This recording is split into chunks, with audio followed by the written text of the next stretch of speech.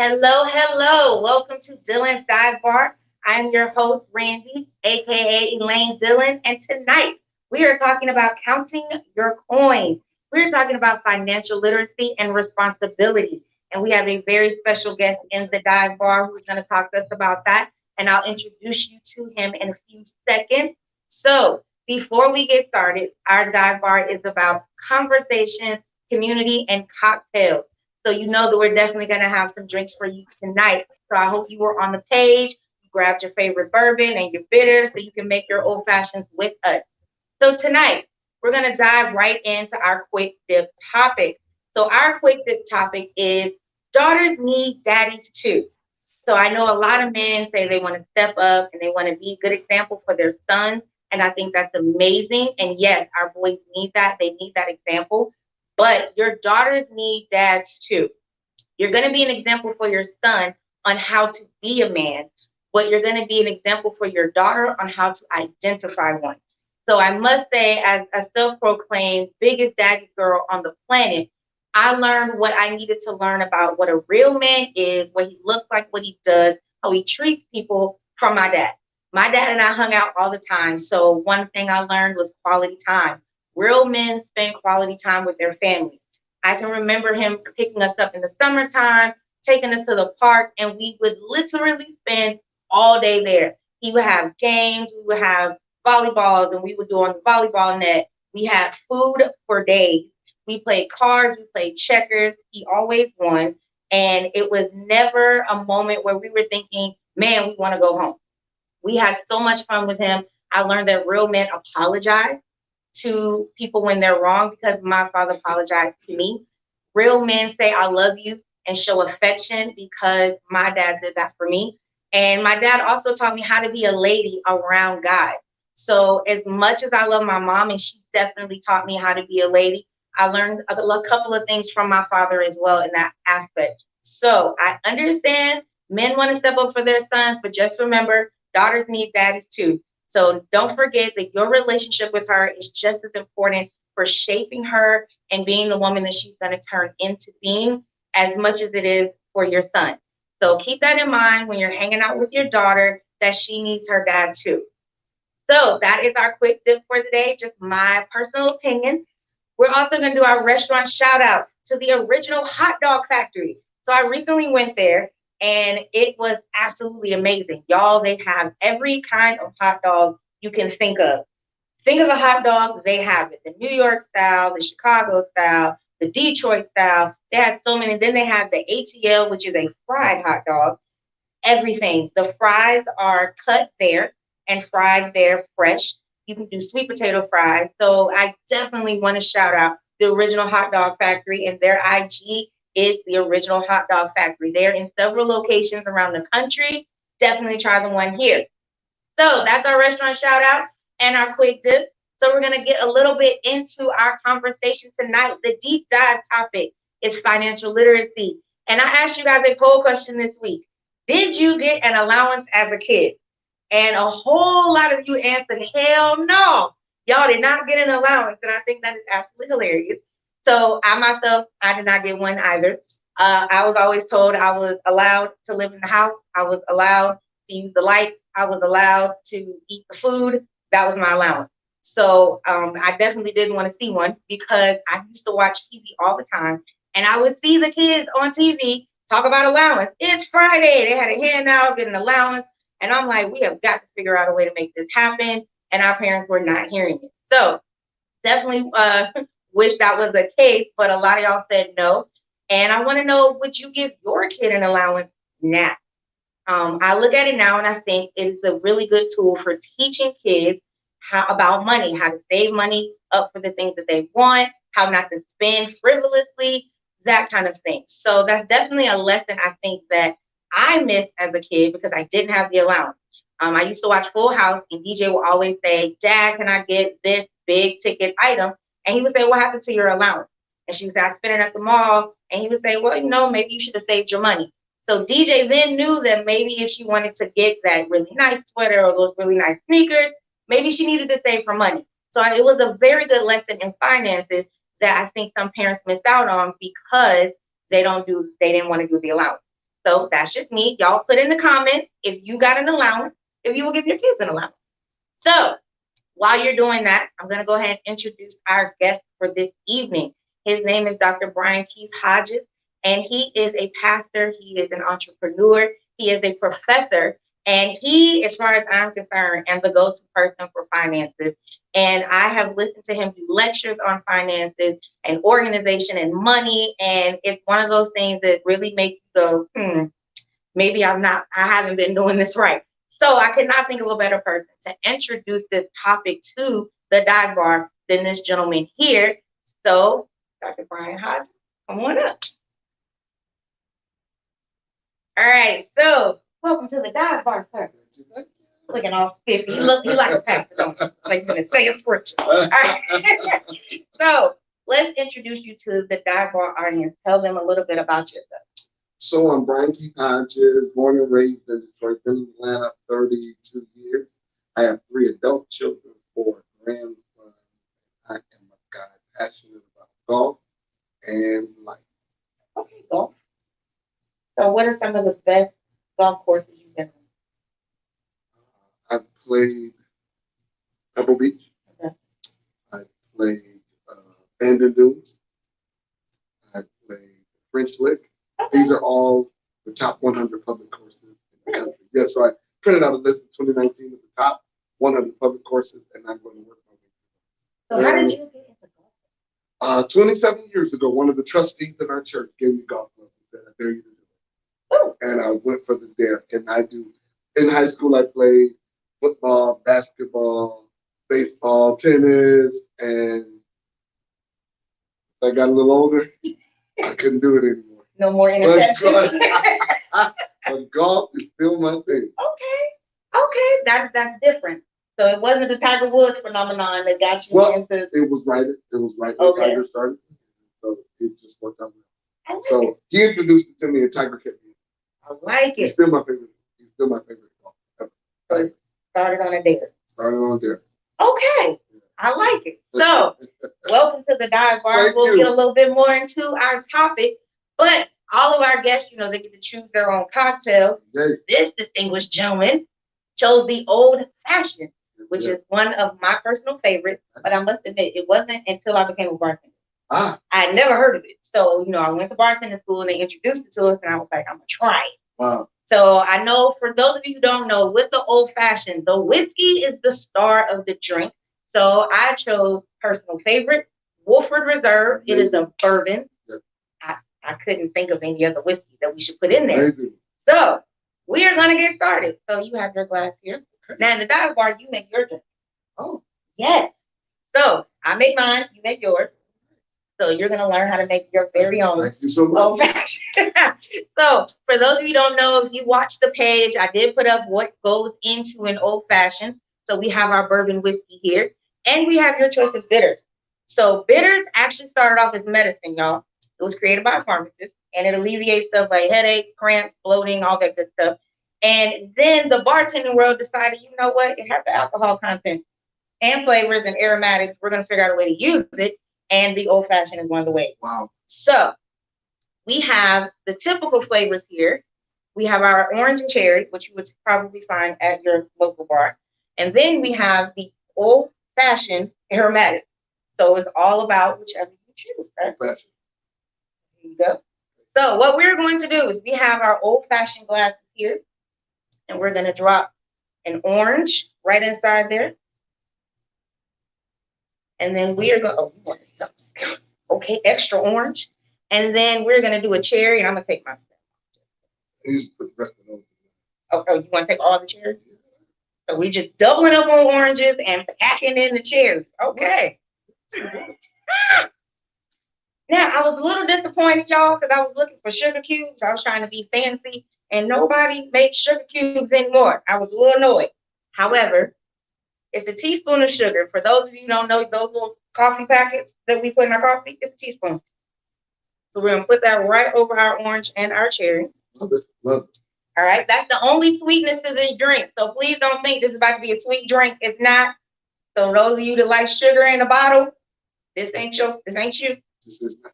All right. So you pick your bitters. I'm gonna take orange. Now this comes out like hot sauce, y'all. So you just do however many dashes make you smile. I'm a bitters kind of person, so I'm gonna kind of bounce mine in there. All right. So if you watched us last week, we did a little muddling. So we're gonna muddle the orange and the cherry. Now we're using real granulated sugar, y'all, because this is going to macerate our orange and our cherry. This is breaking down the orange and the cherry and releasing all those flavors. And it's serrated, so it's gonna break it down a lot faster. Now, bitters are also aromatic, so this actually smells amazing. So it all just depends on what you like. You can find all kind of bitter flavors. There's lemon, there's lime, there's rhubarb. There's my personal favorite, black walnut. I don't know who created rhubarb, but I wish they would. That's it. I actually like the rhubarb. I put it in margarita on margaritas. So clearly he's not a rhubarb person. So I did the black walnut in like my white hot chocolate over the Christmas season. Nice. So you can put bitters in absolutely anything. It's your creativity at this point. All right. So you want to muddle. Now last week y'all didn't get to see because we had like copper mugs. Now you can see all that we put in there. It's so good. All right. So for you, sir, you're going to use what we call a jigger. This is a measuring tool. Jigger. Now you can choose yours, 1, 2, or 3 ounces. You make your drink. You put that on in there. All the way to the top of the screen. And drop that in. All right. Now, I'm a bartender. I'm grown. So I make mine like a bartender. What? No, you ain't trying to test my gift to you.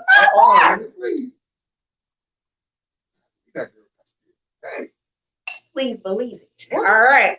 So what we have here is our whiskey, and it is now infusing with all of these flavors that we just muddled and the aromatic. It is absolutely amazing, y'all. So I'm telling y'all now, this is not for the weak. So all my little cute little featherweights, this is not your drink. We're gonna have to find you something else, and that's okay. Now, you want a little bit of ice in yours? No. No ice? Big boy. Okay, big boy. Big boy. Yes, sir. I'm gonna put a little bit chill it off just a little bit. Let's chill. Make it settle down. Hey, that's one of my favorite songs. It's still one of my favorite songs. All right, so here is some financial responsibility, y'all. All right, here we go.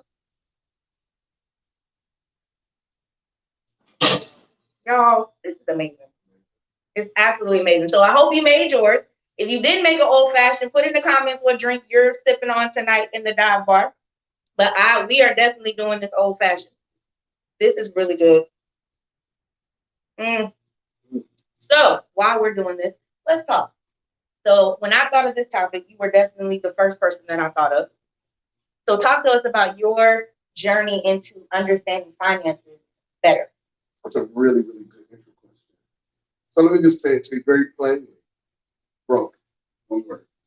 I know what it's like to not have. I know what it's like to not be able to meet your obligations. I know what it's like to struggle financially. I know what it's like to look at 2 babies in car seats in the back and you wonder if you can provide for them just a meal. I know what it's like. And so my first real reckoning was seeing that I was unfit as a leader and a father to provide for my family. And I started working through the process. Let me be very clear. Working through the process doesn't change overnight. Right. And so you will have to keep working the steps. You'll keep working the steps. You'll hustle. You'll think, you'll plan, you'll strategize. You'll create good boundaries, good stops. You'll drill down some expectations so that you can get a good foundation. Okay. That took me 7 years. Yes, it took me 7 years. 7 years, and I was not wasteful.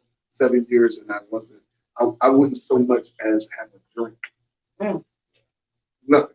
Because I needed to concentrate all of my finances toward taking care of our minimum basic expectations.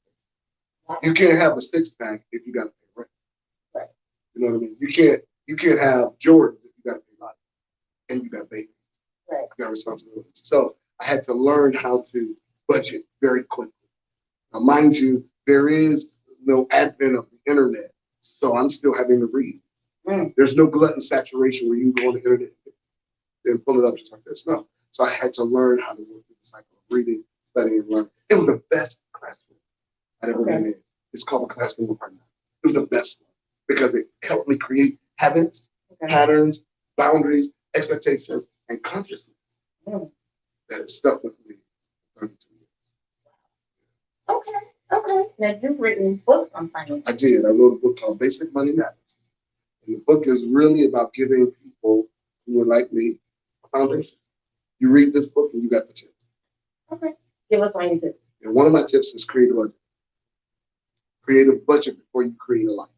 Right? Most people that will create a budget before they create a life probably wouldn't buy a car. They never finance a car. Right. They pay for cash. Okay. And they buy $1,000 or $2,000 or $1,500 car. They didn't care what it looked like as long as it was mechanically sound. And they would drive it and drive it and drive it. And they would not accumulate the debt. Accumulating the debt, especially with revolving debt like a car payment for 60, 48, 60, or 72 months or more, is going to put you in the hole. Because you're investing in a depreciable asset that won't be worth what you put into it. And you can't get a return on it. Really, a car helps you get from point A to point B. It is not a status. The real status symbol is debt freedom. Talk to us about the depreciator. The issue with depreciation is anything that doesn't appreciate, that depreciates, is a waste of money. Vehicles, clothes. I'll give you an example. I was moving in 21.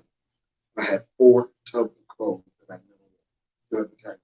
I get nothing from them. I gave them to my friends.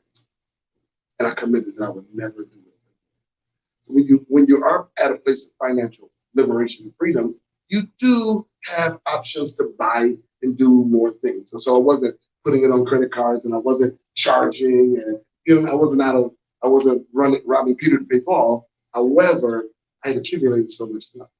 One time I had 110 pairs of shoes. 110. And I wore 6. I wore 6 pairs of shoes.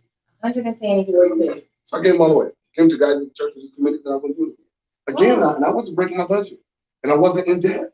So it wasn't like I had $9,000 or $10,000 in credit card debt and all of this stuff. I had none of that.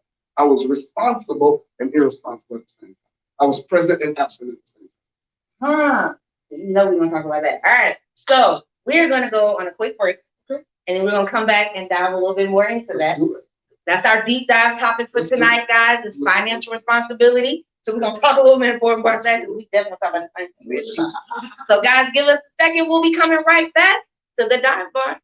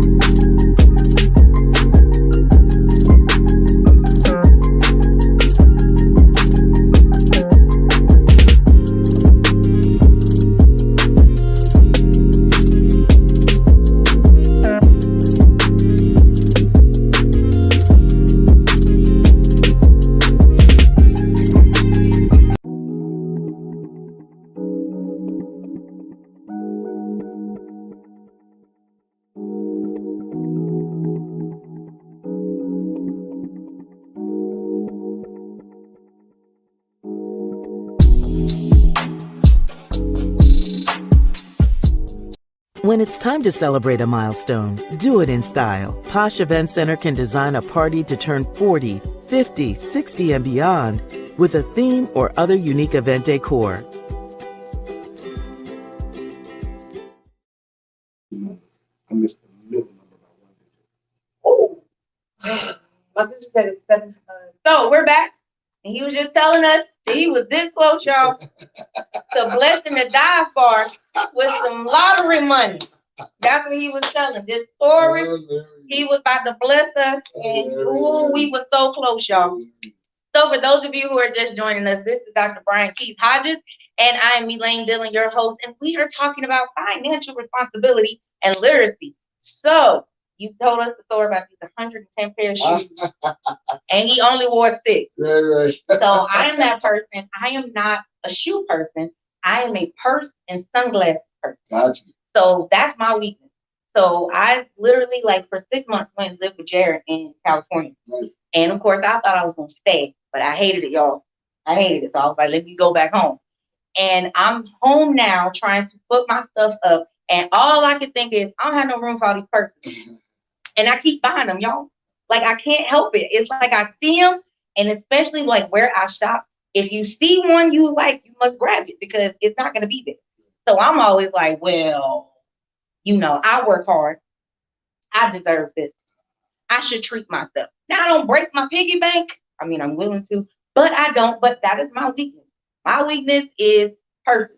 So y'all drop in the comments what your weaknesses are. His was shoes. Keep them clean. What are you willing to spend your last on? Keep it clean. Yeah. So I know some people eating out is a huge thing. I think it was 1 year I told myself I would not eat out as much, and I put myself on a budget of $25 a week. And I broke it every week. When I say every week, breakfast, lunch, and dinner. And I can cook. And I like to cook. But I'll be like, I'm sleepy. I don't want to do it. So how do we keep the things that we like, but still be financially responsible? Yeah, well, I'll tell you 3 things that'll help you. Number 1, boundaries, expectations, and making sure you have evaluation. Boundaries keep us safe. Expectations keep us satisfied. Evaluations tell us the kind of job. When it comes to a budget, make sure you have the boundaries, right? So there's nothing wrong with you having purses. Right. Instead of buying purses regularly, say I can buy 1 purse every quarter. Okay. And I'll reward myself with a purse if I save this much, or if I pay off this bill, or if I eliminate this debt and close it. And I'll reward myself with a purse. If I get to the end of the quarter and I've not done that, then I can't have that purse. Always create things that help you grow your consciousness toward financial literacy. So I always start with boundaries, expectations, and evaluations. Now, hop on evaluations because most of the times you never know how good you're doing because you never evaluate. The more you evaluate, the more you know how good you're doing. And that's the thing that did it for me. Excuse me. I started evaluating debts, and I started by paying little debts off. You won't believe this. I had a collection on my credit report for $35. Just being irresponsible. I paid that $35 off. I was so happy that I got the letter saying it was paid off. I looked at the next one, it was like $200, paid it off. But the next one was like $600, paid it off. Called one of the cars that got repossessed, one of the creditors. And the lady said, if you will settle today, Mr. Hodges, we'll settle with you for 30 cents on the dollar. It went from $5,800 to $13. Wow. I had it. I paid it. The momentum was so big, I forgot the reward. So I never bought in. All the things I said I was going to reward myself, I never did any of it. I was so stoked on paying the debts off. And I did get a little discouraged here and there where I had 3 or 4 months and the debt was so big, I was working to pay it off and it wasn't getting paid off like the little ones. But the momentum is the thing that helped me, right? And so the consciousness piece is the biggest piece. Consciousness piece is 2 word parts in Latin to make 1 word: con and science, knowledge, right? Until we get the knowledge, we will never function with our finances. The knowledge. You gotta educate yourself financially. If not, you make the same mistakes over and over. You gotta create the boundaries so that you don't create those issues again and again. Habits don't go anywhere. Habits are who we are without thinking. Right? And so 60% of the people who win the lottery end up in either bankruptcy court, tax court, or end up broke. Because if your habits are the same, getting more money just exacerbates the habits that you already have. So you have to create those things. Okay, I like that. So how do we, so let's say with the reward system. So how do we do a reward that ends up paying us back? Not just buying a purse, but maybe putting into an investment So instead of the money that I would spend on a purse, I could put that money in something that'll give me a dividend later. Absolutely. What are tools that we can do that with that'll give us a dividend later? Something you can do like right now, like literally while you're watching this, you can do it. For example, you can download an app for a particular investment software. Okay. Right? So you can invest in mutual funds, you can invest in ETFs, you name it. What's the ETF? Electronic trading fund. Okay. Well, stop. Right? You can invest in those right here, right now. You can say, you know what? I'm going to set up a mutual fund, a small cap mutual fund, a large cap mutual fund, international, domestic, you name it, right? And you go through, you just read these. You get everything I just named. You'll have information on it at your fingertips. You'll understand what they are. So you know what? Instead of buying a purse, my average cost of a purse is $250. At the end of every quarter, I'm going to put $250 in this mutual fund. Okay. And I'm going to leave it and not touch it. Market go up, market go down, it'll stay in there. I won't take it out. Right? Here's what we learned about the market. Over the course of 20 years, the market is going to be about 12 to 15%. That's just smart money. Okay. Right? Remember what Benjamin Franklin said. The greatest miracle is the miracle of compound interest. Compound interest. That's right. So whatever money you put in this month, all the money that it makes, it's going to grow by that same rate and that same variable every single month. Because dividends get reinvested. You don't take the dividends out. They get reinvested. Right? So let's say you put in $250 at a 5% rate of return. Let's just say 5%. Right? When you get ready to put that other 250 in, it's got 250 this month, 250 this month, 250 this month, and this month, plus the 5% on each one of those every single month. Right? Okay. So 250 plus 5% is now going to be 250 plus 5%. Now that 5% is going to be 250 plus 5% plus 5 more percent. And it's going to keep doing that. Right? And the next time you put money in, it's going to keep going. Compound interest is going to be ridiculous because it's going to help your money grow faster. So the apps that you mentioned, they're user friendly. Absolutely. So a novice can basically get on the app and understand what they're doing and not feel like a 10-year-old can do it. A 10-year-old could do it. A 10-year-old can do it. Because I think that's what scares a lot of people away from investing, is because they're not sure how to understand what constitutes a good investment or a risky investment, a safe investment. And so they just kind of shy away from it because if you're not, educated about it, you hear certain words, the market dropped 3 points. And in our minds, we're like, wait a minute. So are we like, we bottomed out? What does that mean? So what are some of the words we should look for? So when we're looking at investment, yes, this is good. No, this is bad. Remember that we live in an age of glut and saturation. Everything you want to know is on the fingertips. So become a researcher. Okay. Yeah, the best advice I can give everybody is watching. Become a researcher. Want it bad enough that you research. Want it bad enough that you ask the question. What are the best stocks? What are the best mutual funds? What are the best categories of mutual funds? What are the best investments to make if you have $100, $200, $50?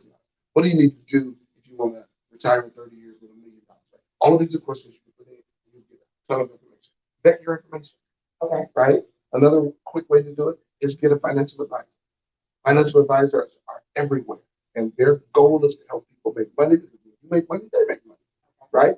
I like doing it on my own. I'm sorry. This is a true story. I started college, and when I started college, they sent you a catalog. I wanted to graduate at a certain time. So I chose my classes based on what was on the catalog.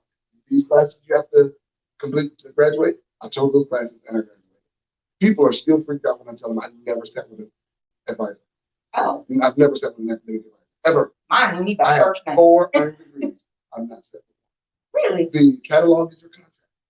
So I write down the catalog. Bam, bam, bam, bam. And I did graduate with one class over or one class over. Yeah. I've always been the kind of person that loves simple. Okay. And as soon as I find the simple thing, I create a strategy and I milk it. Right? That's what I do with the same information. We want people to get this information. So challenge them to start researching. Think through it. Start asking questions. Research. Right? Some people will go and say, absolutely need a financial advisor. Other people go meet a financial advisor. This is a really nice person, but I believe that. Okay. I can do this on my own.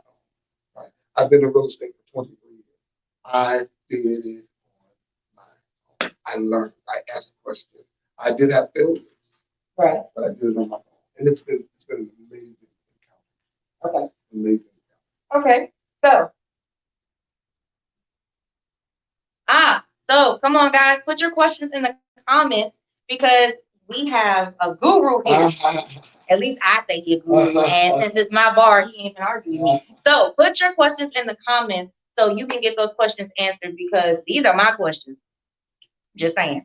So put your questions in the comments so you can draw from this well of knowledge that we have going on here. So, what are some of the ones that you've invested in that you were like, maybe no, I'm not going to invest in that again? And what is one that was like the best investment that you made? Let me answer that question differently. Find out what works for you. Okay. That's the best thing. Because you'll become. For me, I would not put all of my money in the market. I put it in real estate. Okay. Because I know it. I also know buy and sell. Okay. I can buy and sell. So I had this life of things that I like. So I wanted a boat. I didn't want to take it from my budget because I know what struggle is like. So you can have a boat, but you just can't take it. I just started selling things. I found a printer. At the time, I think it was a Lexmark printer. I found one.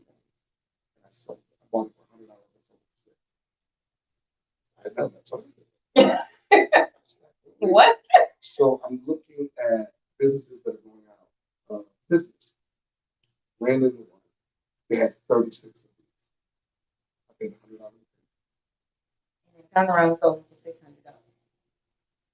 And that's how you got a boat. I got a motorcycle. We have a question. All right, well, tell us the question. What we got? All right, question coming from Miss Deonza Heath. She says, "Do credit unions have financial advisors, or should I try another source like Fidelity, etc.?" It's a really good question. You could ask your credit union. So if you go by your credit union or call into your credit union, ask your credit manager if they are affiliated with a credit union. Ask the credit union manager if they're affiliated with a credit union. If they are not, my recommendation would be to do a search on the internet through your favorite search engine, especially someone who is in proximity if you want to meet with somebody physically, or someone that has a number of good reviews and good ratings, and sit down and tell them where you want to go and what you want to do, and ask them the relevant questions. I love it. Hey, D. Next All right, one, what she else had you got one on? more follow-up. She said, "I know you can't drop names. This is shooting her shot. But what's a smart stock to invest in right now?" I would say good categories would be batteries, especially now that we're moving toward electric vehicles, and most major car manufacturers are producing lines of electric vehicles. So certainly batteries. I would certainly think utilities. I would certainly think stocks that are very low, but they have potential. Here's what I do. Whenever I'm looking for a stock, and I look through stocks every single week, I look at some stocks that are $2, $3, $4, $5 a share. I kind of look at the company, look at what they're doing, look at their potential, look at their industry, and decide if I want to invest in that particular stock. Give you a quick one. I invested in a stock that was $3 a share, and this stock was a gaming stock. I just read enough about the company, and I said, you know what, I'm going to invest in it. So I started buying shares, $3 here and there, and kind of like you, I didn't reward myself. I took it and I bought the stock. I ended up with 1,800 shares of that stock. It went from $3 to $25. Oh. Are there industries that are more risky than others? Yes, I think there are industries more risky than others, but I want you to do that research. For example, I probably wouldn't do anything with shipping. Okay. I wouldn't, but somebody else would. Okay. Because investing is about risk tolerance. Okay. Some people want low risk. Some people want high reward, high risk. For me, this is going to sound so crazy. It's all gut. I got to feel it. After I've done all the research, if I don't feel it, I don't do it. I've been playing poker for 20 years. And one guy's like, why'd you risk so much in that? I said, I felt it. I did. Okay, that's all that matters. We got a question on the screen. Well, help us out. All right, Courtney asks, do you think life insurance is a good investment? And if so, what kind would you get? Yeah, life insurance is an absolute must. Remember that life insurance does a number of things. One, it does income replacement. So let's just say John has a wife and three kids. If anything happens to John, that wife and those three kids will have to mourn his life, mourn his loss, and celebrate his life, and then they'd have to live beyond that.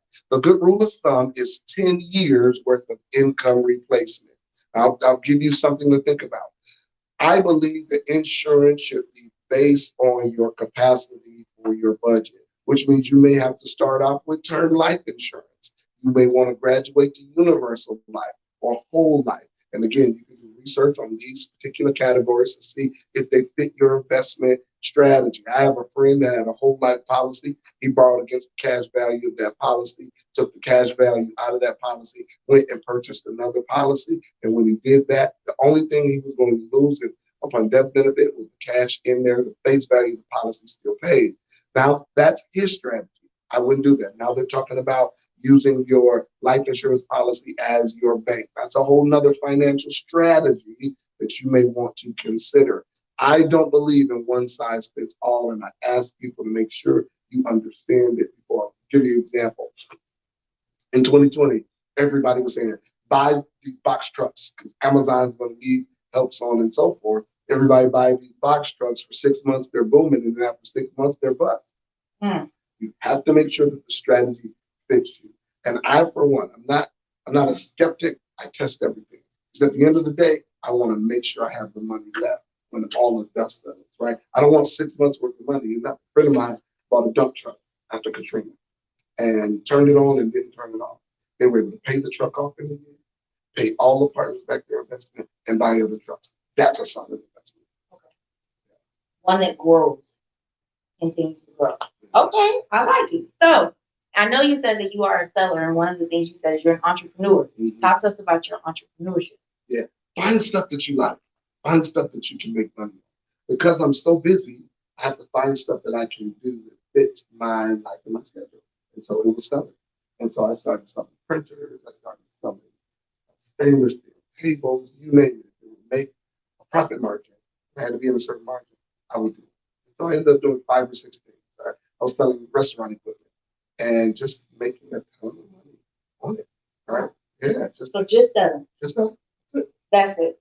I buy it at an auction or buy it from business closing, clean it up, put it on the internet for sale. So like an eBay kind of situation. eBay, Poshmark, Mercari, Opera, and others. Wow. Took an ad out in the paper. Yeah. I had a friend that did with cars. With cars. He did with cars. He saved up his money one year after a income tax refund and bought a Honda Civic. Right?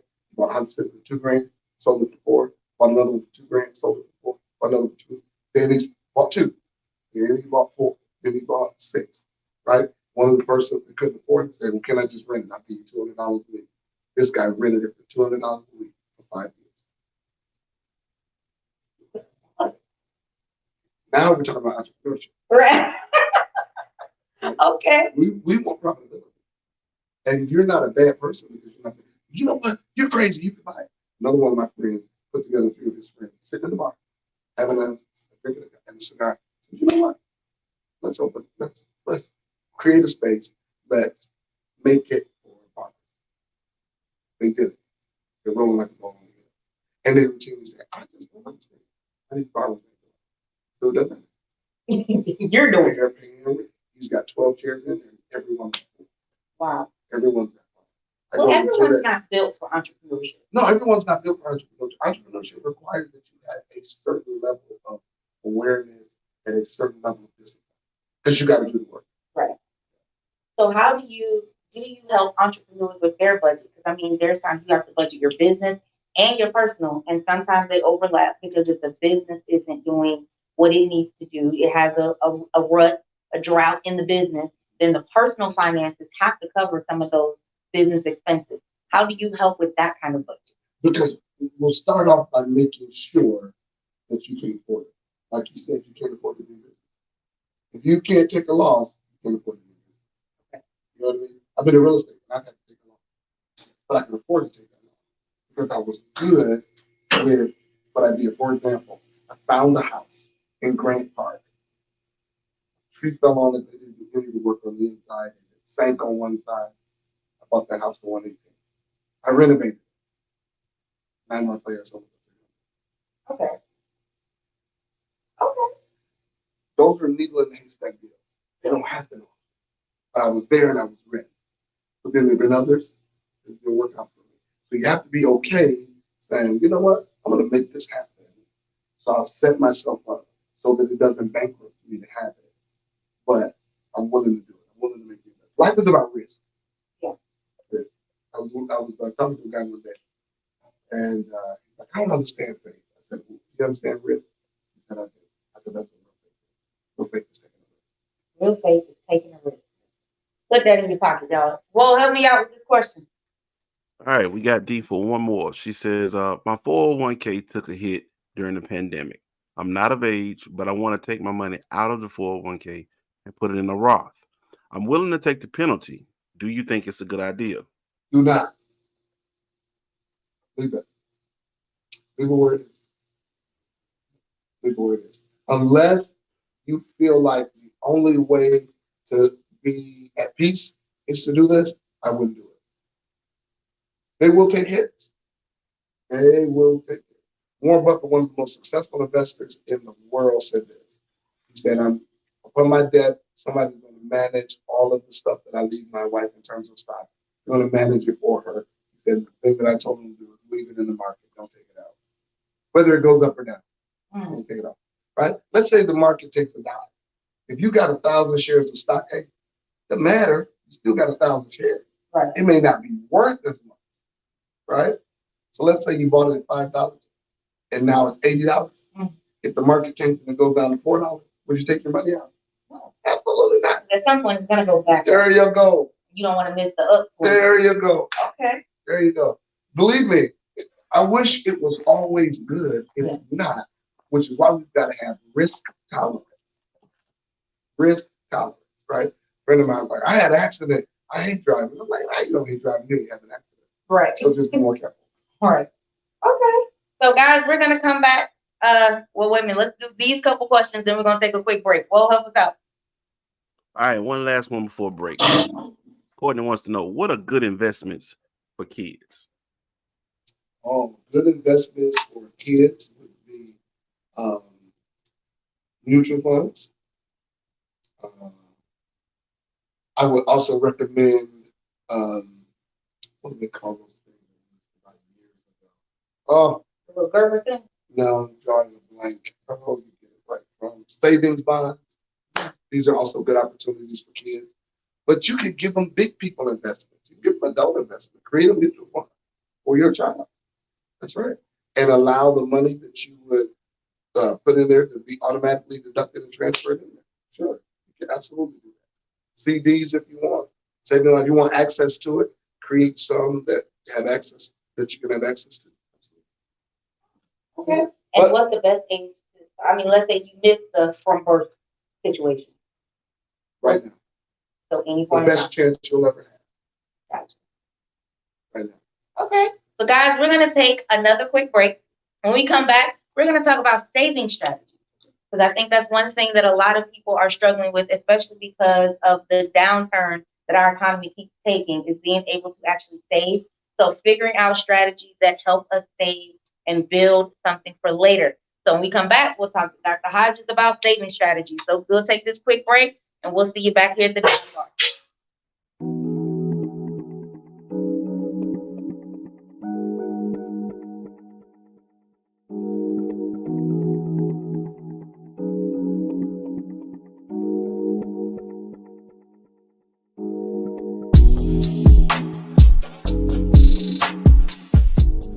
When it's time to celebrate a milestone, do it in style. Posh Event Center can design a party to turn 40, 50, 60, and beyond with a theme or other unique event decor.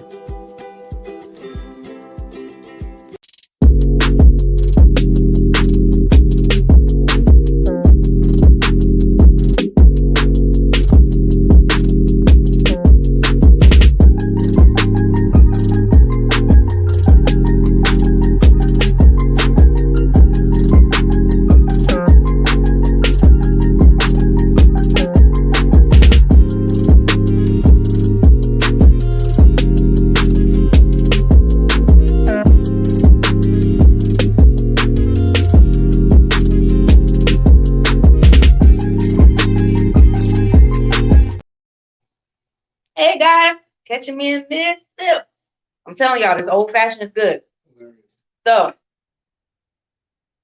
since I didn't get to take my sip. All right, so we have been talking with Dr. Hodges, and we're talking about saving strategies now because we've been talking about financial literacy and responsibility. So, thank you guys for dropping your comments and your questions here so we can answer those for you so we can start to build strategies, good habits for finances. So let's talk about saving strategies. One of the things I have noticed, especially since 2020, we've all started looking at money a little differently because before 2020, as long as we had a job, we felt like we're good. And then 2020 happened, and a lot of people lost their jobs because it was dealing with being in public. Um, for those of you who don't know, Steak and Shake completely eliminated the server position. So there was a woman who literally was working at Steak and Shake for like 20, 25 years. That's the only thing she had done for the last 20 years. And then they completely eliminated that position. So when you have a moment like that where what you used to rely on so heavily is no longer available, now you're starting to look at money differently. You're starting to figure out different ways of saving, realizing how important saving is. Because I think a lot of us did not save because we just felt like we were always going to have money. And then 2020 happened and changed the game for everybody. So let's talk about saving strategies. What are things that we can do, simple things, and maybe a little more complicated things later on that can get us started? Number one, I think everybody should work to save. Everybody should work to save. That should be their biggest priority. The best way to save is by eliminating your debt. So Dave Ramsey has a system called the total money makeover. You may not like Dave Ramsey because of his political views, ultra conservative, etc. But at the end of the day, it's total money makeover. It works. Okay. Period. Dave Ramsey's system works because it gets us to a desired end, and that's debt free. And so, if you're not familiar with it, I recommend you take a look at it in order. Total money makeover. But here's what I believe we should start with. We should start with an emergency fund. An emergency fund can represent 3 months of bills, etc. Right? You need a cushion. Okay. Life happens. Right? I think the best way to start with your emergency fund is through your income tax refund. When you get it, don't spend it. Put it up, save it. Create your emergency fund as quickly as possible. If you don't get a refund, you have to hustle. So that means you're going to work your regular job. You got to pick up another job to create money for your emergency fund. After you create an emergency fund, start paying off your debts. Every single solitary one. Start paying them off, and do not create new debt. Okay. If there's a way you can undo some debt, undo it. Let's say you bought a car, and if you got out of that car, you can get into a less expensive car, or you can get into a car for cash. I do it. Right? You want to find ways to unencumber your income as quickly as possible. You live in an apartment, you probably need to buy a house because the benefits you get from a house, you won't be able to get. So you want to put your investment into something that's going to help you, right? So we're going to pay off create an emergency fund, pay off our debt, we're going to get a house and pay that house off, and we're going to live debt free. That's a great strategy, right? I think there are people, on average, I think people should save a year's salary. They got a strategy, a goal, and then create a strategy to do that. I want to save a year's salary, right? Imagine what you could do if you had a year's salary. Imagine what the average family could do if they just had a year's salary. If they did not keep living a life of indebtedness that brings them to more indebtedness. Imagine what could happen. I was telling this to a friend of mine. He said, I paid my car from the trading. I said, don't trade it. I don't want the transmission to go out. I said, well, you do realize you're in an emergency fund. He said, and I said, you can replace your transmission. And you're set. You're not paying $350, $450, $550, $750. The truck you wanted was $850 a month. You'll replace that transmission. The day will come when you'll be able to get that truck and pay that truck off in 2 years. That's what you want to do when that day comes. Until that day happens, you want to live on less. I think the other saving strategy is live on less. Live on less, right? If I were starting over right now, I was 18 years old, I'm moving out of my parents' house. The first thing I'd say is, what number can I pay you so that I can stay? Yeah, right. That's what I say. Yeah. What number can I pay you so I can stay? And I take the reduced number and I pay them up 4 years and I save the rest so I can move out into my own house. Right? Right. I will make sure I have no debts, and then I will move out into my own house. Or if they're amenable, I'd stay there until I raise enough money to buy my house. Mm. And now we're shifting the paradigm. Right now, right now, there's a number of people who keep living the same paradigm, and they keep doing it over and over and over. And that's the sad part, because insanity is doing the same thing over and over again, Right. and expecting different results. Right. No, the real story is you have to move toward a consciousness about what you have done and create a plan and a strategy to move forward and live it powerfully. So you touched on something very important. That's a conversation my brother and I have had before, where he's like, one of the biggest mistakes we make in the Black community is as soon as our kids are 18, they're gone, and we don't prepare them for being out on their own. High school does not prepare you for college or life. College does not prepare you for life either. It's a very small little, okay, this little discipline is going to help you, but it doesn't prepare you for being on your own. And he said, one of the biggest mistakes we make as a Black community is pushing them out, not having multiple generations in the household, learning from older generations and things like that, and preparing younger generations. So outside of just letting them stay with you forever, but what are ways we can help them once they become adults and they start becoming more responsible for their money? What are ways we can help them with that? Tell Jared that coin has two sides. The other side of that coin is our children got to be willing to learn. Okay. They got to be willing to learn. I can't create a haven, a safe space, sacred space, for you to be in a home with generational wisdom if you're not paying attention. If you're still blowing the money, you know what I mean? If you're still doing things that's deleterious and negative and harmful to your own sustainability. So there's got to be this mutuality. Parents have got to teach, and children have got to learn. Okay. I take my kids to Cracker Barrel, and I sit down with the newspaper, and I make them look up words that they didn't know. And so they have to look up the word, the definition of the word, and the etymology of the word. And my son hated it. He's absolutely hated it. Right. So he became an adult. He's like, okay, right. Yeah, glad you did that. We really needed that. Or thanks for this lesson, right? So there's got to be this mutuality. I think one of the things that Black families can do is to reimagine their relationship with their children. We give our children too much. And if you go back to the 70s, maybe the 60s, the turning point in African American families, three things. Number one, when social assistance was based on the person being in the home, mainly the male. He was there, you couldn't get it. Once he's gone, you get it. So the disintegration of the family. The second thing was the necessity of giving our children things to pacify them. That has killed us. Okay. Because we wanted our kids to have what we didn't have. I didn't have it, I'm gonna make sure they get it. Okay. And what we didn't realize is that we were ruining them. Right? Because now they're people of quick gratification. So their habit is I get what I want. So I've got 50 pairs of Jordans, but I don't have a life insurance policy. If anything happens to me, you got to put money together. Right. But I got 50 pairs of Jordans. Right. Right? Yeah. I think the third thing that happened was we got busy. We got busy living, and we forgot the responsibility of parent. And parent, first responsibility is preparation. We got to prepare you for the next stage. Prepare you for how you are to live financially, for how you are to live relationally, for how you are to live romantically. Yeah. Right. For my kids asked to take a date, I said, not in my house. It's like, well, I said, because you're not emotionally ready to date. Okay. Years later, they said, thank you, Dad, you're right. Even though we didn't do what you're supposed to do, you're right. We weren't ready emotionally. And they realized that there was so much drama attached to it.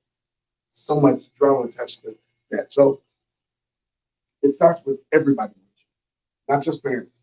Because it's tough for me to teach a lesson to somebody that's ignoring me. Right. It's tough.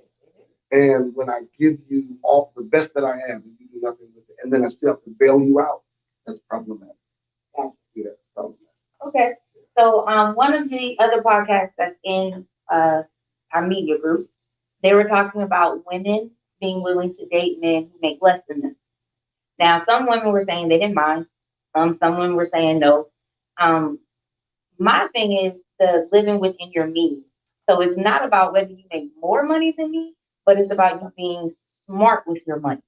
So living within our means, still being able to enjoy certain things, still preparing for our future. How early do we start showing those habits to our kids? Immediately.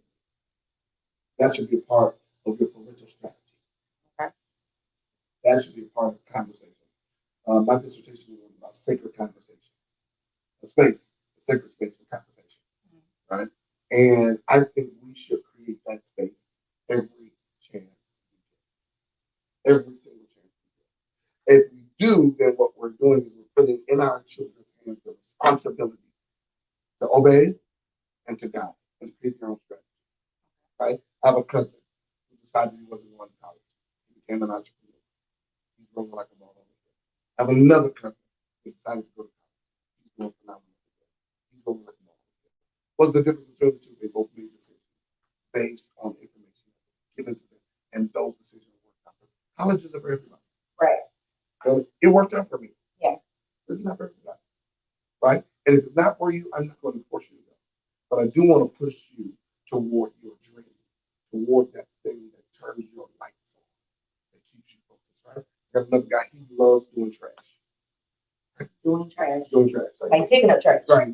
Clean out your basement, clean out your garage, clean Okay. your yard. He loves doing that. He's booked 18 weeks a day. He can't get to the next customer for 18 weeks. He cleans up. Yep. For a living. Yep. Okay. That's his thing. Not the list, he graduated 3.9. Interesting. But trash is his thing.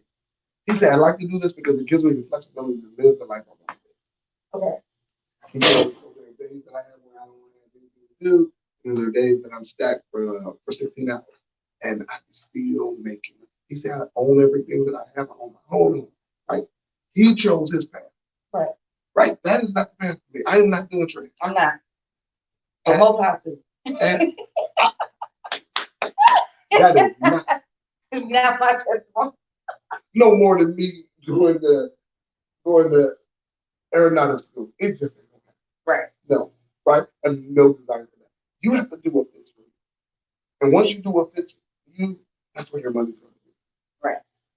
So these conversations with our kids, I mean, how do we introduce them? I mean, do we start with an example and then, like, okay, they start with an allowance and then we start talking about financial responsibility, or these words that we should be introducing to them in a certain way and then doing the example? Like, what is the, because I know kids learn differently, but just making sure that the lesson is sticking.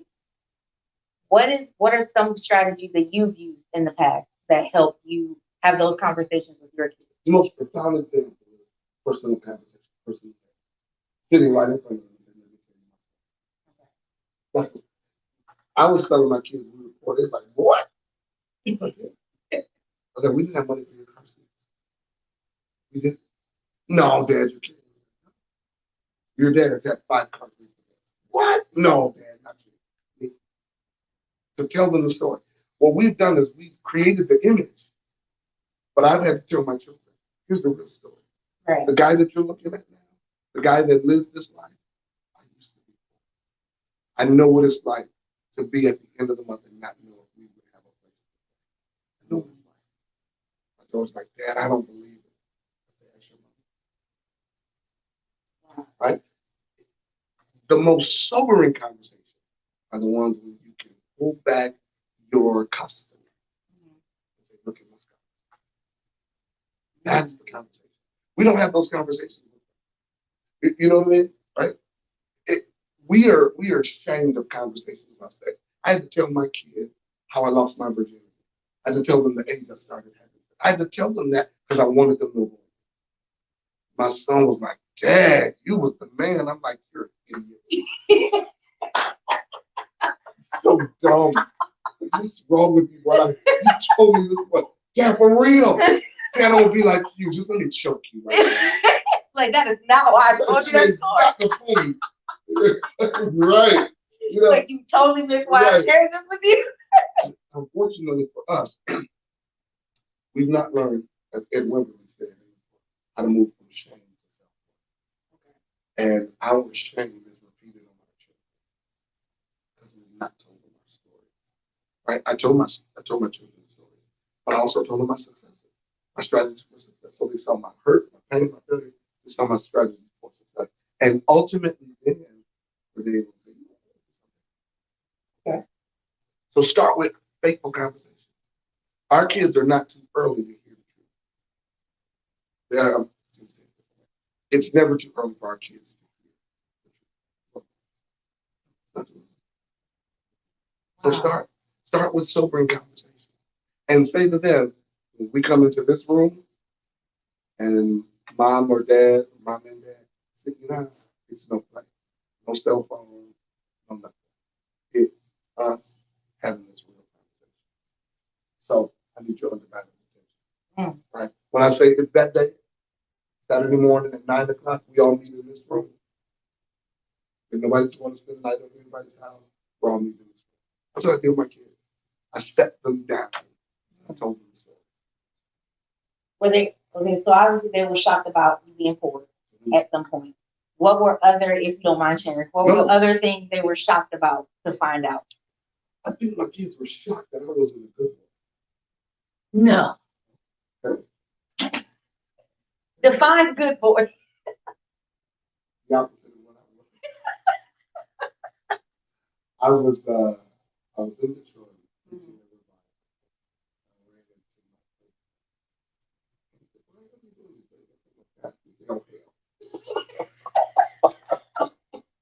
Wow. Walter, you said that. God, don't swear. He's like, well.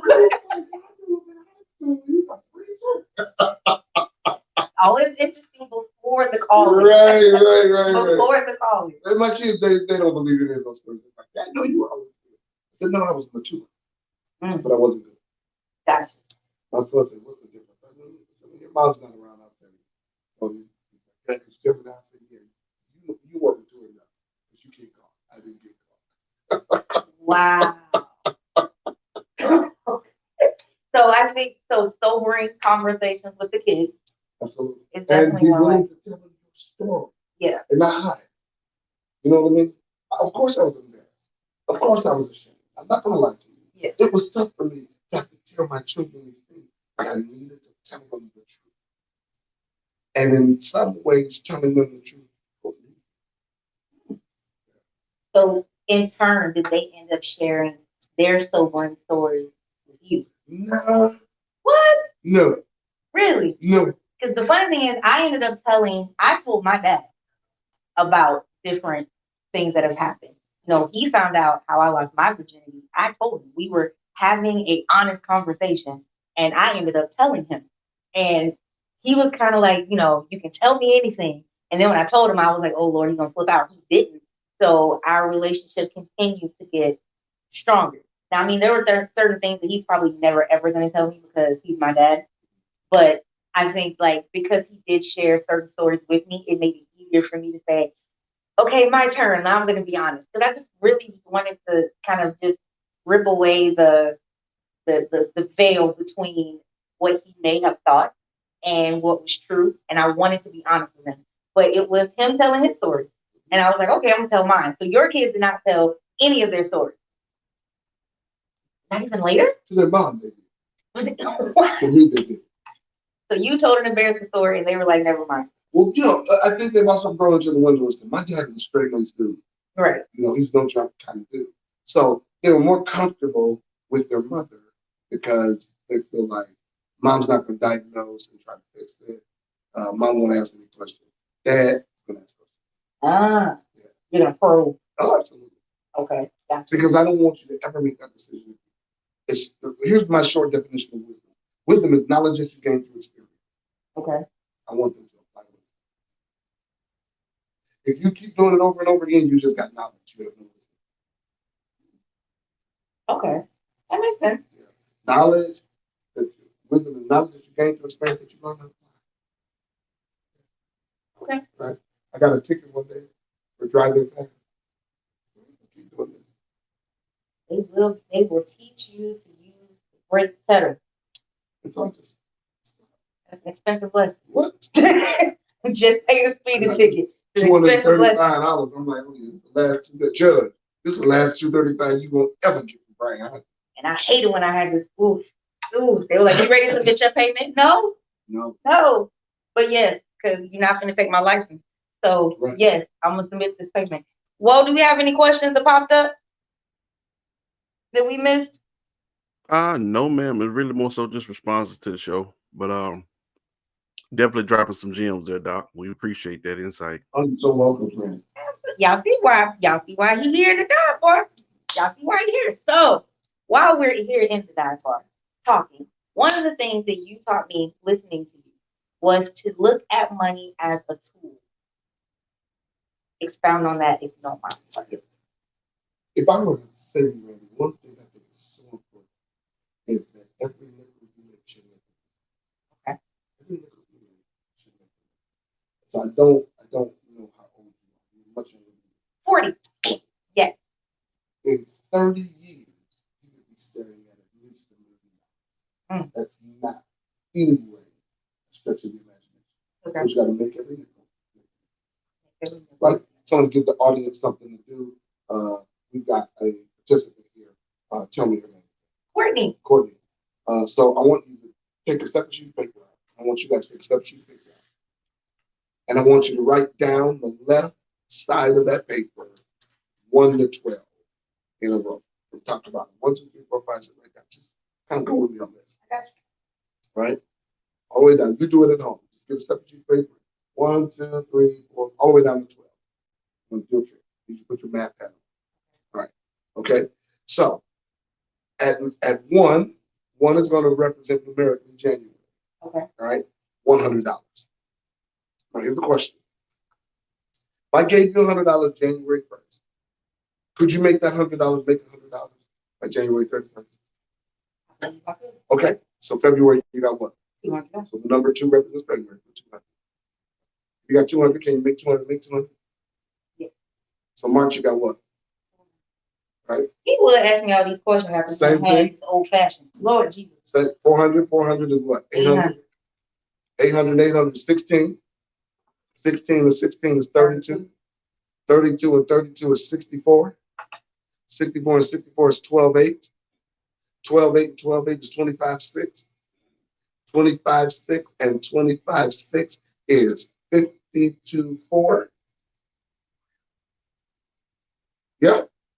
Yeah. Keep going. What month are you on? So 52, 4, 52, 4. Yep. 1048. 1048. Yep. 1048. And 1048 is what?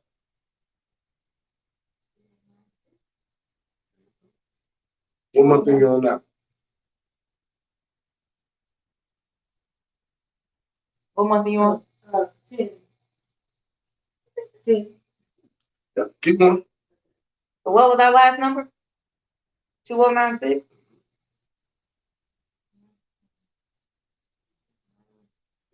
$409? The 4092?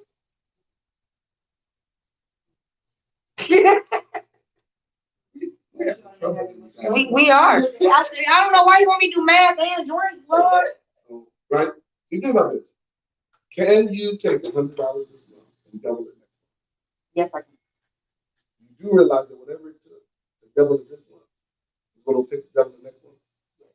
You do realize that you can add on to it, so you do more creative things. Keep doubling. You know you can have $500,000 at the end of the year. You can double it your $100 every year. Wow. We just did it. Wow. The people at home just did it. Right? So you need $100 idea. And remember, our ideas do this. They get wider. Every month we go. Because I'm putting the screws to you. I'm saying to you, pay you $100 and you made $100. That means you're smart enough to make that $100 make it $100 100 more times.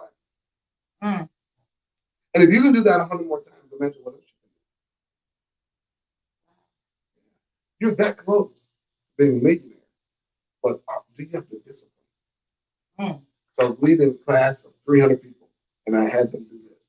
And so I had everybody stand up, We went through the month. We make 100, 200, 400, 800, 16, 32, 64, etc.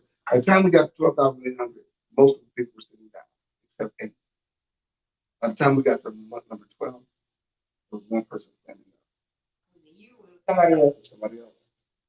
And this guy has had several $1 million go through his hands because he understands the strategies of it. Strategies of it. Your ideas will sell. Are you selling them? I don't know. And then you have to keep selling it. And keep selling it.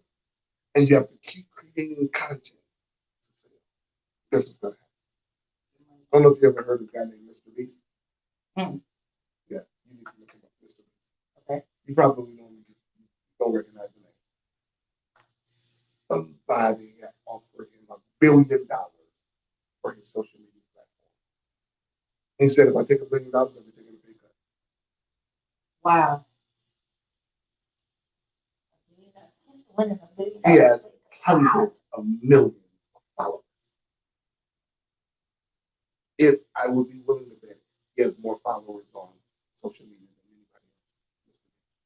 Check him out. You're gonna be blown away. He's the goofiest white dude. And they do the goofiest stuff. Right. And everybody watches it, including me. Because he's selling content. He's selling content. And our thing is we just gotta be people who are willing to do something bigger. Right? Her name's Courtney. Yes. Courtney can make $500,000 this year if she wants to. The choice is hers. You want it? The choice is hers. Right. The choice is yours. You can make $1 million this year. The choice is yours. Even though we're in September. The end of September. I'm sorry, I'm an eternal optimist. I'm a man of faith. I'm a man of possibility. How bad do you want it? I think that's the real story, isn't it? Mm-hmm.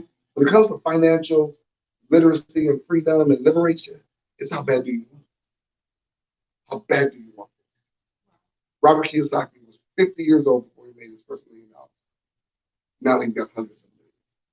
And he owns thousands of pieces of property around the world. That's the rich ass.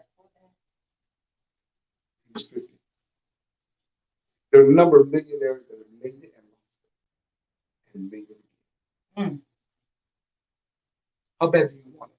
I think that's the story. Right? I was sad when we got our stimulus checks and the line was out the door and down the sidewalk. I was heartbroken. Yeah. I was heartbroken. I want you to have Louis Vuitton, but I don't want you to have Louis Vuitton if you don't have 25K in the bank. Right. Unencumbered 25K. Right? If you're still wondering how you're gonna pay your rent, you're not in the loop. No. You get one. Get you one from Xing Chao Li. Get your Louis from Xing Chao Li. Yes. I mean, you just need to see the letters. Right. Xing Chao Li in Brooklyn. In Brooklyn, on the street corner. $100. You, $100. You like this. 100. You take this right now. Right. Okay, you go. Don't turn back. Fine, if you insist, I'll take it. I was in Shanghai, China. The guy came up and said, "Oh, you, nice one. Who are you?" Nobody. Okay. I have a bag full of those. You want another one? I said, yeah, this is kind of not like that. Where you stay? None of your business. My friend wants to see you. Think about your friend about to get in the eye. Yeah, but you can do whatever you like to do. Right. Are you willing to do it? Okay. I lost 65 pounds. I lost 65 pounds by being disciplined. I got 70 more to go. I'm going to lose that 70. I got 70 more to go. I'm going to lose it. Let me tell you why I'm going to lose it.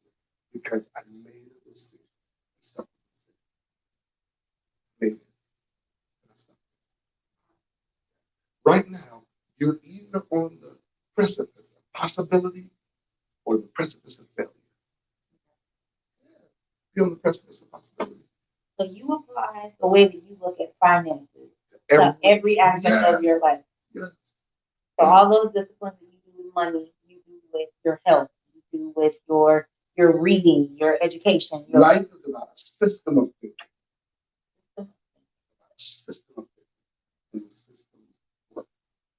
Systems get us the desired results. Systems work. So you have to apply the system. You know what I mean? Right? Everything I like is bad. So I can eat rice, potatoes, pasta, and bread on the same plate and be good. Well, I ain't gotta have no meat. I'm good. Give me some more of that rice. Right? What's the point? Give me rice. Give me some more of the potatoes. Fried potatoes. Right? I can do that. I already know that's not good. You know what I have to do? I have to restrict myself. Right? I like chocolate. So I could have chocolate cake, chocolate icing, chocolate chips, chocolate shaving, chocolate fondue, chocolate fondant, and still be like, y'all got any more chocolate? Right? Okay. I know that I can eat a whole cake. Oh. Now I won't have it. Wow. I'm after something. Yeah, we'll go. After something. Okay. Right? There's a little lady in our neighborhood. She fried fish. She fried fish. Some light bread and some fries. She got rich. Right. She never got rich. She worked in a plant. She fried fish. There's another lady in our neighborhood, baked cakes. She worked a little job, baked cakes at night. Cut them up, sold them to the kids on Wednesday. I kid you not. I bought plenty of them. It's $2. It's like, you want what you want? Cook that baby. It's $2. And she got, in the suitcase, and she got like 60 or 70 slices and gold everything. Wow. So one day, we call her Cake Lady. I said, Cake Lady, here. No, baby, I ain't got nothing. She just not a brand new Mercedes. I said, well, how much that cost? She said, it's paying for it. Exactly. You calling me cake. You can get what you want. Are you willing to hustle? And that's the other thing. If I were to tell all of you is one thing I take is birth the hustler in you. Birth the hustler in you.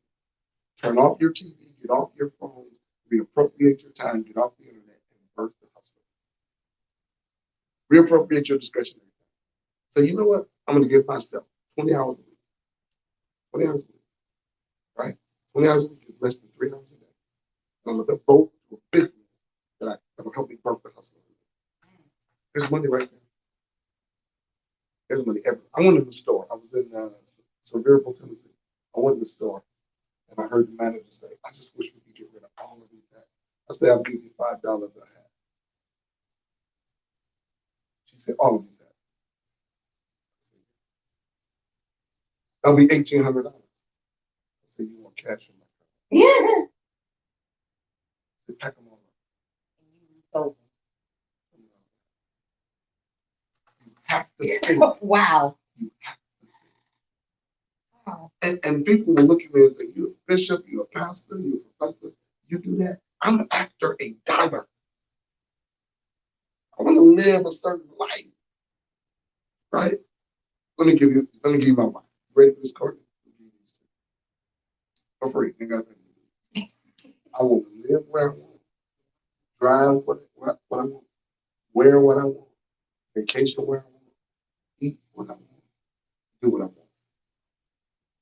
Those are mine. That's my motivation. Right? I was sitting in the Miami Heat game, and I wasn't trying to pay. How am I going to pay? I was good. Right. And I'm not rich. I just worked the hustle. Can I go? Told a friend of mine, where are you at? I turned down the number of my collar. Got it. An opportunity presents itself. Your dad. My dad. Met me in the bookstore. I was a struggling young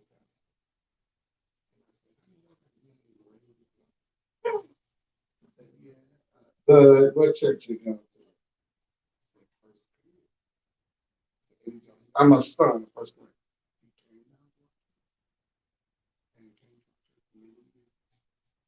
Even though we can afford to give it all away. There's something about our stories that says you gotta be willing to go. And what you did for me, I helped you. We have a question from the audience. Talk to it. D says, should I try and find a CPA along with a financial advisor before I start Absolutely. investing? Yep, absolutely. I don't recommend anybody live without a CPA. It's way too easy. It's way too easy. Certified public accountant. Yeah, doing a CPA. Yep, it's way too easy. So a CPA is not a financial advisor, or can they be one in the same? It all depends. Some are, some are not. Okay. But I like CPAs that are just CPAs. Okay. I want my CPA to be in tax seminars, except when I call him out, wait, he's in a tax seminar, good. Okay. They're like, yeah, he's just at home. I'm like, no, tell him he need to go to work. Right? Go. My grandmother would say, go to get you some learning. Get you some learning. You say grandma's education. Well, you know what I mean. Follow-up question to that. Well, more so is she needs some recommendations. Do you have any? R.L. Jennings, Rome CPA. R-O-M-E, Rome CPA. You thank me later. Okay. All right. So if we were to look in your library, what are the books that have the most highlights, the most notes, the ones that are your go-to? Even though you've read them, you'll go back to them. What are some of those books? Grit by Angela Duckworth. Do you have it? No. I'll buy it for you. Okay. I'm going to tell you now. You're probably going to damage it. Throwing it on the ground. You know what Angela Duckworth says in Grit? She says it's not intellect, it's not connection, it's not network, it's not your emotional capacity. She said it's your grit, your capacity to keep going. Ooh. I tell you, it's one of my favorite books. Grit, Necessary Endings by Henry Cloud. I think around chapter 6 or something, Henry Cloud says, hopelessness is good. Because when you realize something is hopeless, you can end it. Oh, God, I was like, oh. The ability to let go. The ability to just be done. Wow. He reframed hopelessness for me in a way that Because we always want to have hope, but we sometimes resuscitate things that we should let go. Keep it alive. cut off game. Got to be stronger than what a lot of us do. And I think a lot of people think toxic relationships, jobs, all this stuff, because they just do not have the ability to just Henry Cloud is another book called walk away. Never Go Back. Never go back. Yep. Henry Cloud is another book called Change the Difference. Dave Ramsey, Total Money Maker.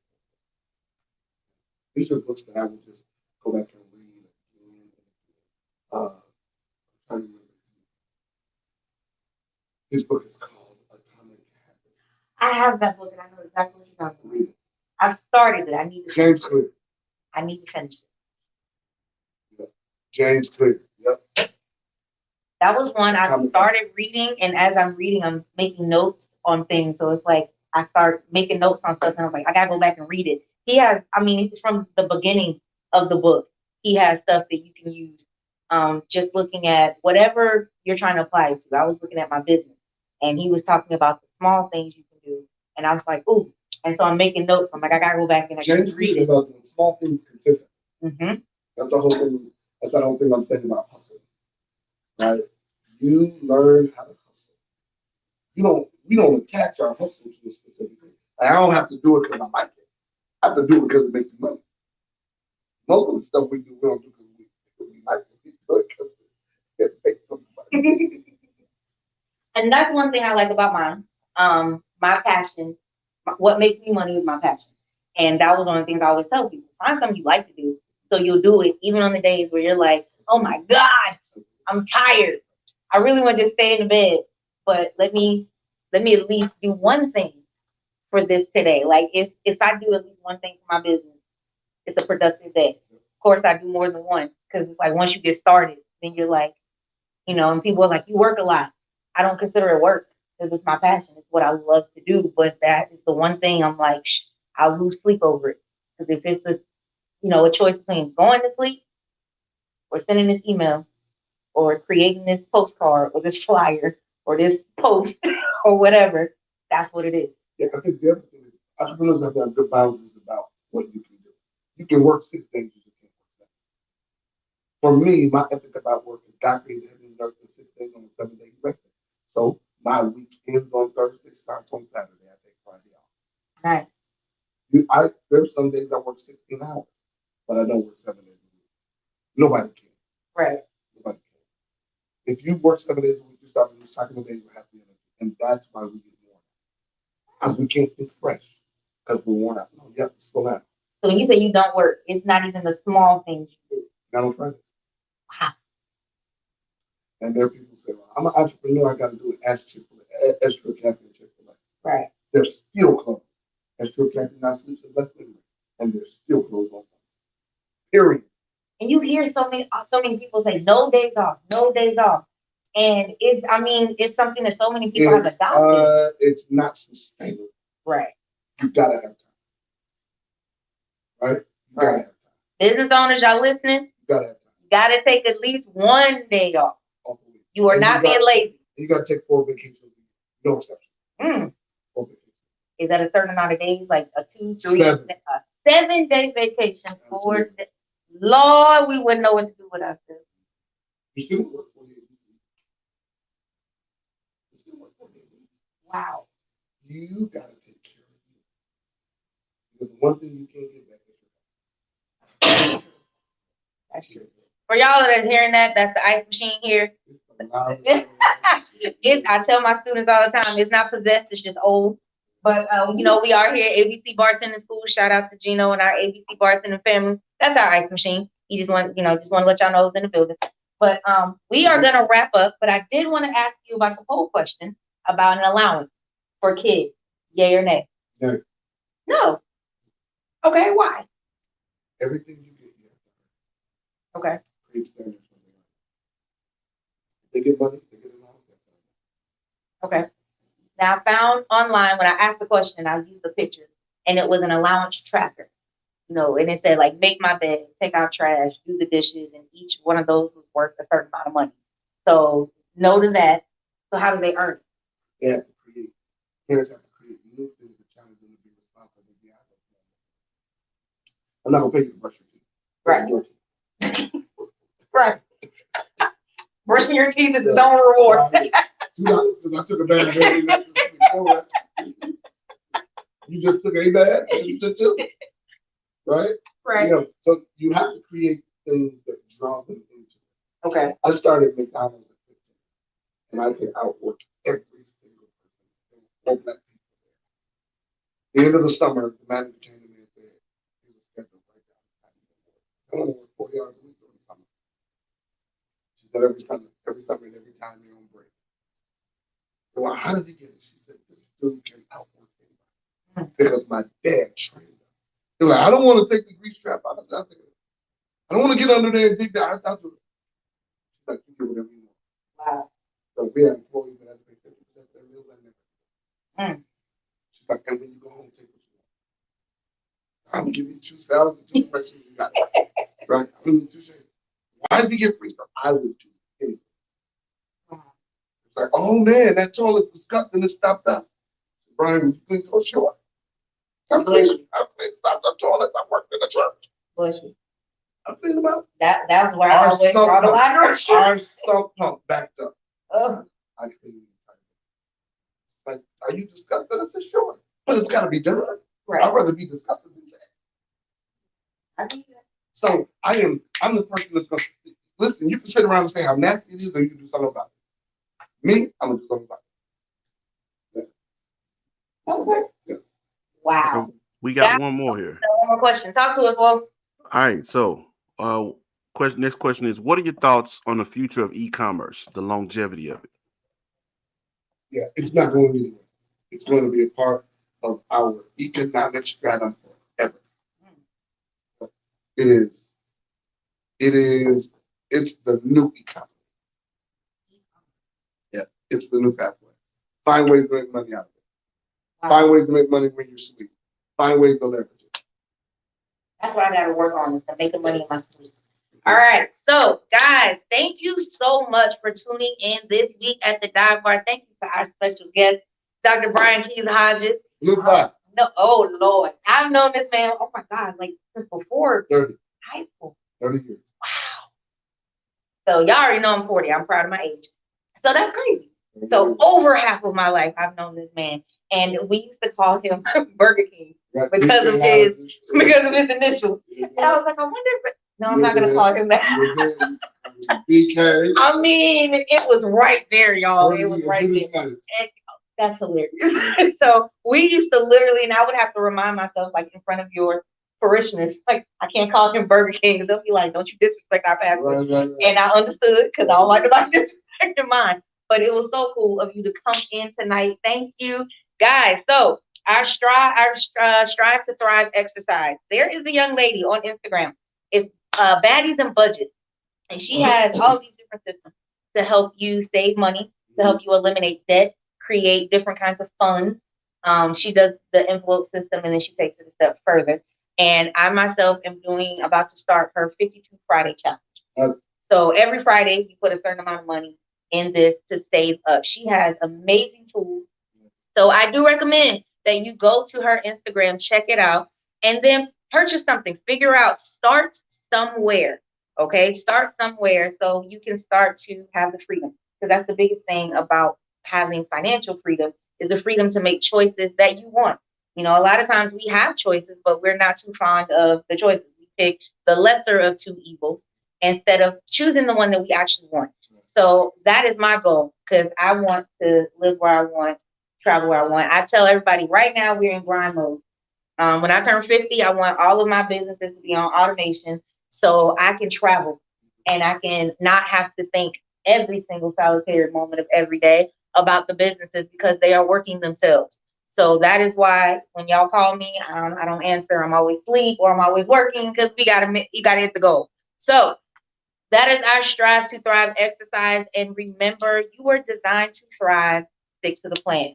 We will see you here next Thursday at the dive bar talking with Miss Sanjay. And she is going to be talking to us about the importance of skincare and how Black America kind of overlooks certain items. Okay, so we're going to talk about that. Talk about the importance of getting facials. If you've never had one, treat yourself. And I'll see you here next Thursday, 9:30 at the dive bar. Peace.